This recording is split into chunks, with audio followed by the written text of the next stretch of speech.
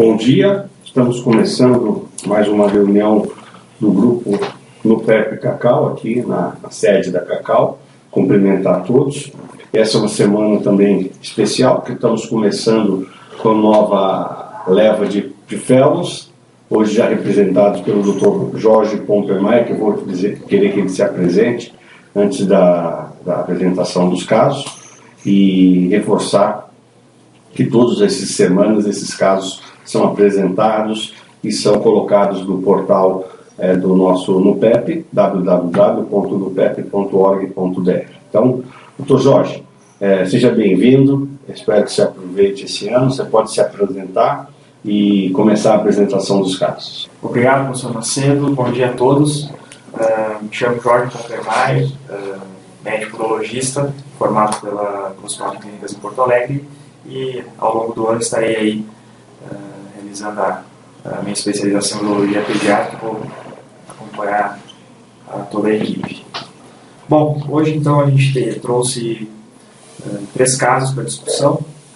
O primeiro caso, então, é uma paciente de 3 anos, 9 meses, do sexo feminino, uma paciente com um histórico de uma correção intraútero de mielomeningocele, realizada na 26ª semana de gestação, uma paciente que não houve a necessidade da realização de uma DVT, paciente com um histórico de TU afebril, chegou até a nossa equipe sem a realização de cateterismo intermitente ou uso de anticolinérgico, uma história de constipação importante, e durante o exame físico foi possível observar uma bexiga palpável com perdas urinárias aos esforços. A palpação, a paciente apresentava perda. Como ela não tinha realizado ainda nenhum acompanhamento urológico, não havia nenhum exame, a conduta inicial foi então pela realização da ultrassonografia, da uretrocisto e do estudo urodinâmico.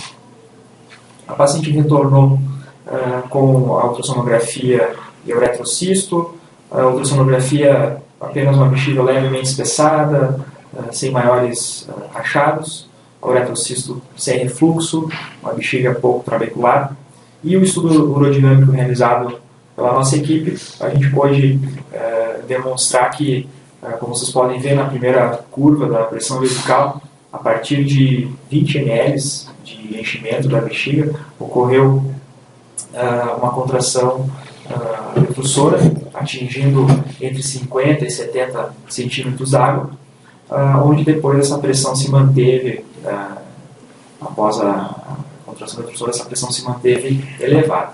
A gente pôde então inferir uma bexiga de baixa complacência, baixa capacidade por esse exame. Foi optado então iniciar o uso de anticolinérgico para essa paciente 3 vezes ao dia e o cateterismo intermitente de 4 em 4 horas, então de 5 vezes ao dia. No segmento, essa paciente ela ainda apresentava perdas eventuais entre as sondagens, teve um episódio de pielonefrite com necessidade de internação hospitalar, ela se mantinha constipada. Um novo ultrassom realizado em torno de 6 meses após o início do tratamento, trato urinário superior sem anormalidades, uma bexiga repleta com as paredes de aspecto menos tenso em relação ao exame inicial. E ao exame físico, sem maiores particularidades, não havia mais a presença do globo vesical e sem perda durante o exame. Manteve-se então o anticolinérgico e o cateterismo. Já esse ano, a paciente retornando, mantinha o tratamento corretamente, ainda com perdas entre as sondagens, a fralda molhada nas trocas, um escape fecal eventual, utilizando medicação para melhora do trânsito intestinal, não teve nenhum outro episódio de infecção urinária. Nós repetimos, então, ela trouxe para a gente uma ultrassonografia do aparelho urinário que mostrou uma leve ureterohidronefrose bilateral. Aqui nessa imagem a gente pode ver o ureter distal dilatado. Aqui a gente foi medida a espessura da parede vesical, em torno de 6 milímetros. O novo estudo urodinâmico, então, realizado na paciente, a partir dos 35 ml de soro infundido, a paciente começou a apresentar uma elevação da pressão vesical se manteve também estável durante o exame até assim, em torno de 50 centímetros d'água, porém com 50 ml de infusão, o paciente apresentou uma contração atingindo até 100 centímetros d'água, e é só com essa contração que a paciente apresentou perda urinária, uma perda em pequena quantidade. Foi calculado o resíduo, a paciente tinha 34 ml ainda de resíduo após essa contração. O que a gente pode, então, definir com essa aerodinâmica, a paciente mantinha ainda na bexiga de baixa complacência, um DLPP, Detrusor Leak Point Pressure, de 100 centímetros d'água. Podemos inferir que a paciente apresenta uma sinergia detrusor esfincteriana por essa alta contração que ela apresentou, que só com essa contração ela teve perda urinária. Ou seja, ela, apesar de não ter apresentado novas infecções urinárias, está adaptada ao tratamento, a bexiga tem uma bexiga muito ruim, uma pressão alta, acima de 40, podendo ter risco do trato urinário superior. Foi optado após... A conduta, você quer comentar, Bruno, esse paciente? Então, o paciente com mielo iniciou um pouquinho tarde o tratamento urológico,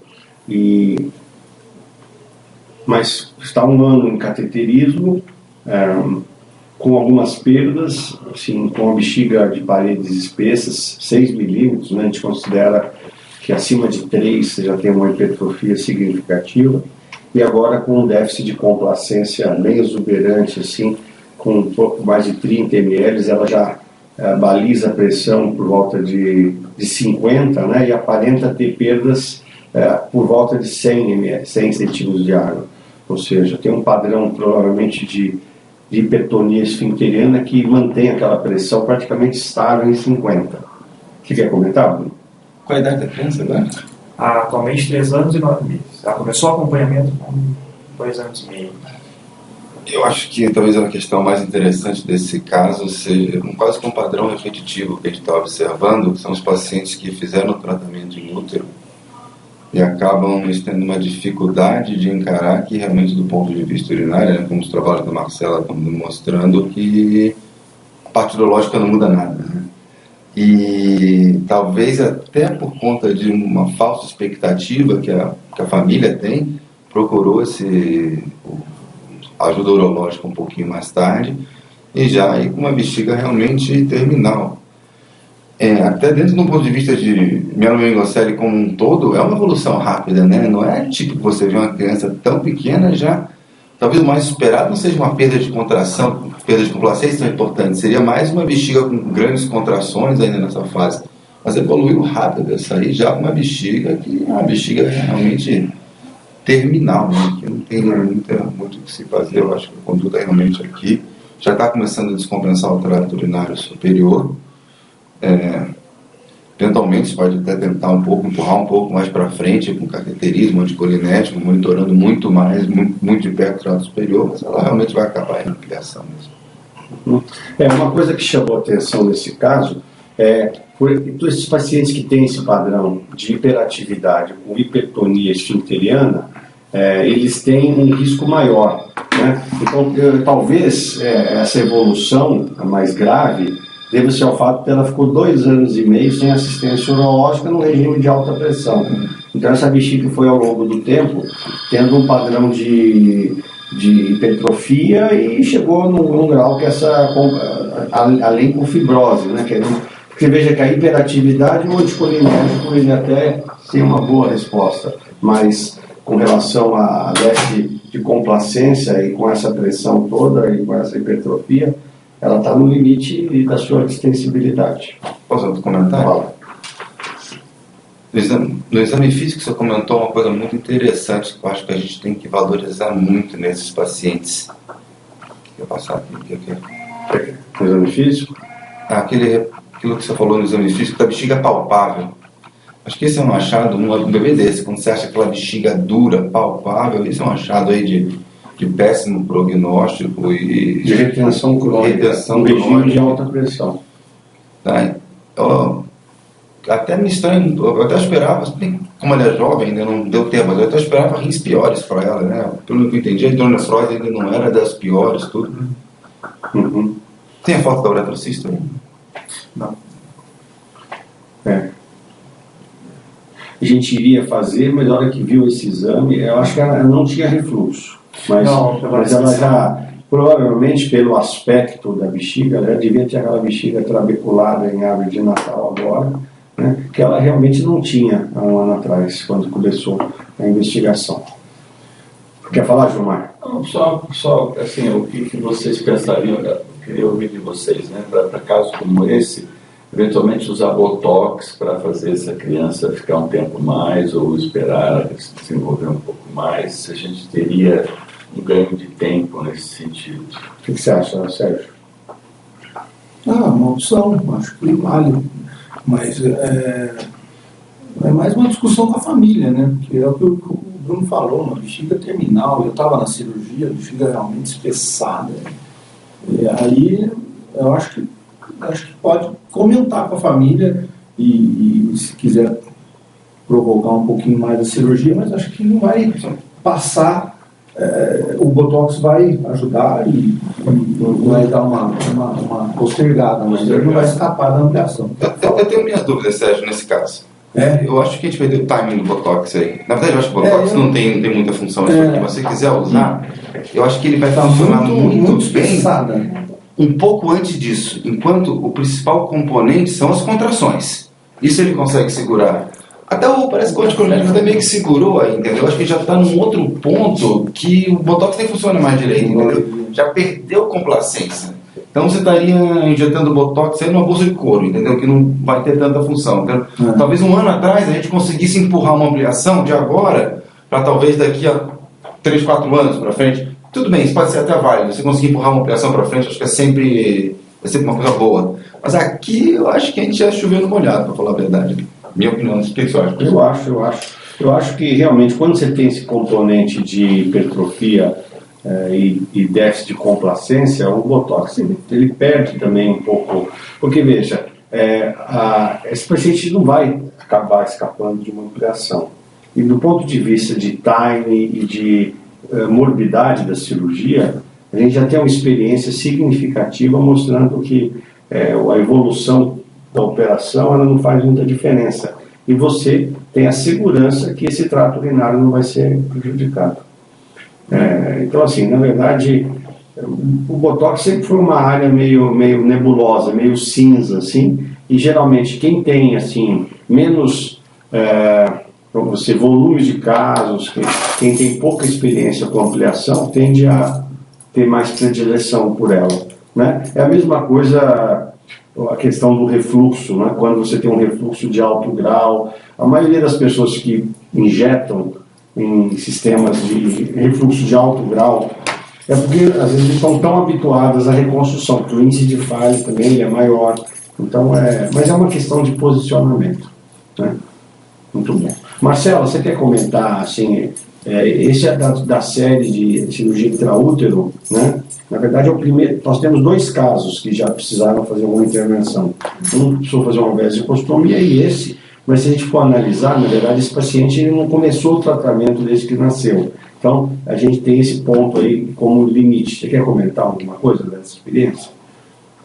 Não, acho que os comentários principais já foram falados, né? Ele se encaixa dentro daqueles padrões que a gente propôs de categorização como paciente de alto risco. E de toda a série, realmente, 2 só que precisaram de cirurgia. A primeira paciente foi submetida a uma vesicostomia, mas ela tinha um acompanhamento mais precoce, ainda antes de 1 ano de idade, acho que por volta de 4 meses, mais ou menos, que foi a média da população da gente. Eles iniciam o acompanhamento urológico por volta dos 4 meses de idade, e essa paciente chegou depois dos 2 anos de idade, né, sem nenhum outro acompanhamento.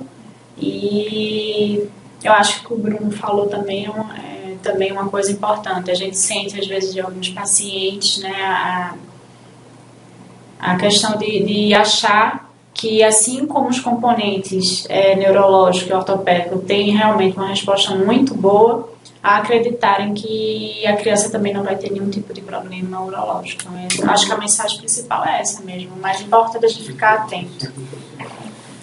Então, foi você que fez esse estudo hoje, né? Eu com a Maria José. Pode falar. Você que fez? Aí eu, Maria José, então, e a capacidade de vesical é de 50 ml? Funcional porque aí a gente interrompe, né? Porque a hora que ele chega nessa pressão esperado, né, com 3 anos e meio, seria quanto a capacidade do José?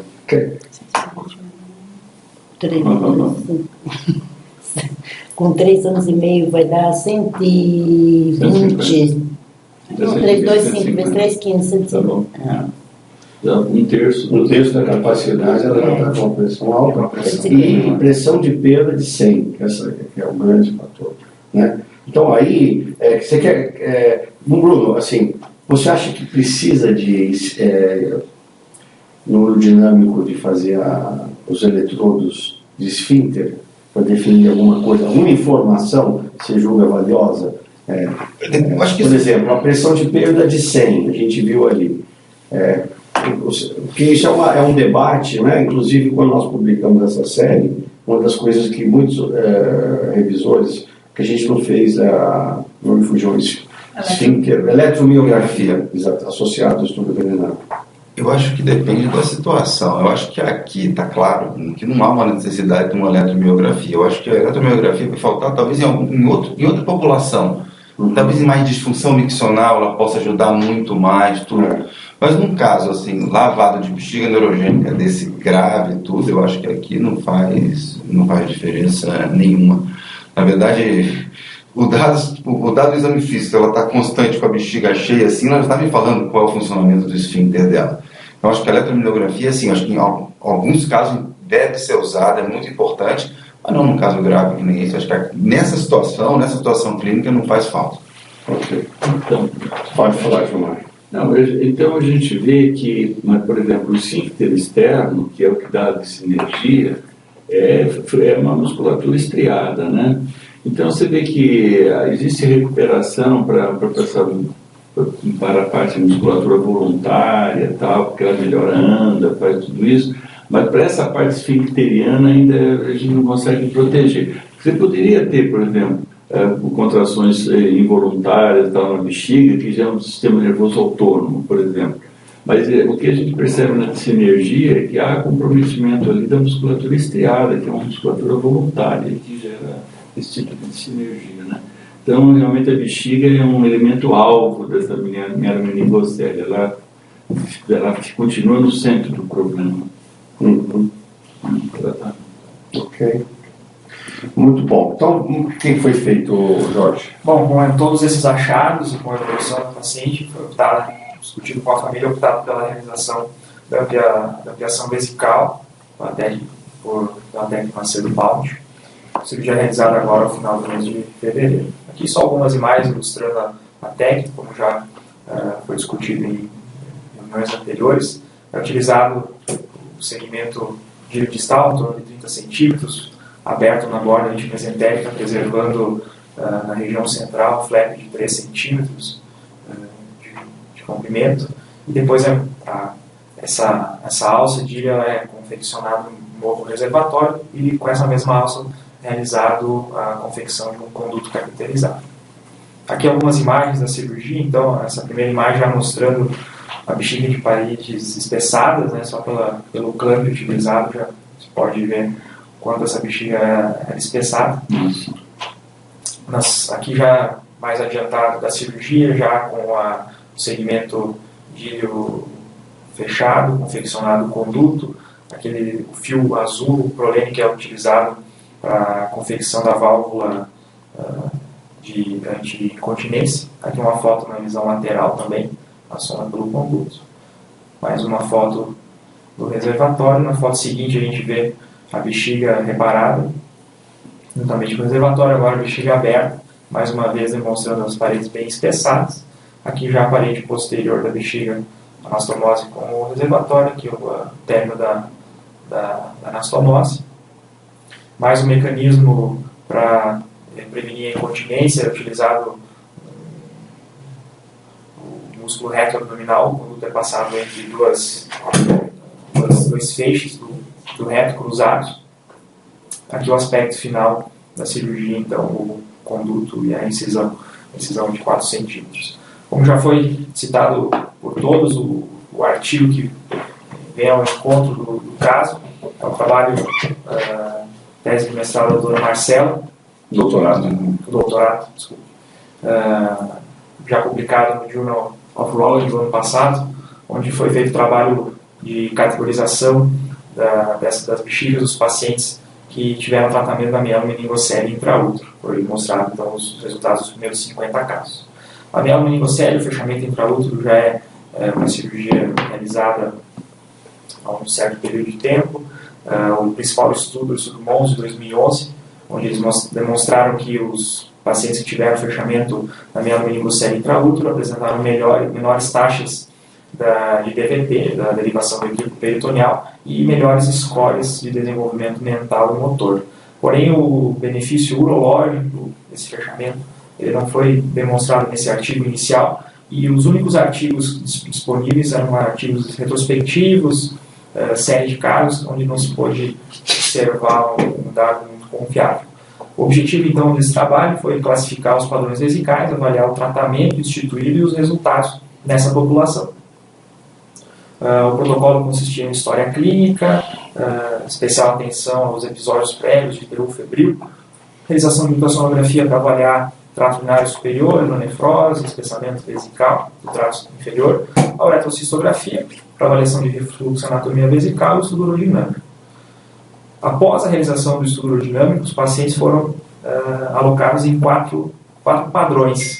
Normal, o paciente apresentava uma bexiga estável durante a cistometria, sem perdas urinárias. O padrão de alto risco, onde se encaixava essa paciente mostrada anteriormente, que é uma paciente com hiperatividade, apresentando um DLPP maior que 40 centímetros da água, e uma pressão de enchimento também maior que 40. Padrão incontinente, uma bexiga também hiperativa, porém com uma pressão de perda menor. E o paciente do grupo da hipoatividade, paciente com hipoatividade e um resíduo pós-miccional elevado. Após a categorização, 3 opções de tratamento disponíveis. O uso do anticolinérgico, mais o cateterismo intermitente limpo, somente o acompanhamento clínico e somente o cateterismo intermitente. Como é que foi decidido qual paciente que ia fazer cada tratamento? Os pacientes de alto risco, todos eles receberam tanto o anticolinérgico como a indicação do cateterismo intermitente. Os pacientes com hipoatividade, o cateterismo intermitente apenas, e os pacientes que eram unicamente incontinentes ou apresentavam uma bexiga estável ao exame, somente o acompanhamento clínico. O resultado do trabalho foram 51 pacientes analisados, 48 deles realizaram o estudo urodinâmico. A média de idade desses pacientes no primeiro exame de 5,4 meses, a maioria deles se apresentavam com hiperatividade. A complacência diminuída também, na maioria deles, quase 50%, 43,7%. Metade deles, 24%, com sinergia eletrúcia esfincteriana. Capacidade reduzida também, na maioria dos casos, de 31 pacientes. E 75% deles demonstraram perdas durante a cistometria.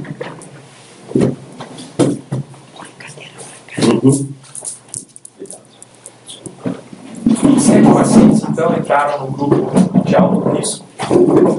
18 pacientes tipicamente incontinentes, um paciente com bexiga hipoativa e 2 pacientes que demonstraram ter uma bexiga normal durante a realização do exame. Tratamento, então, mais da metade dos pacientes foram para cateterismo intermitente e também para uso de anticolinérgicos.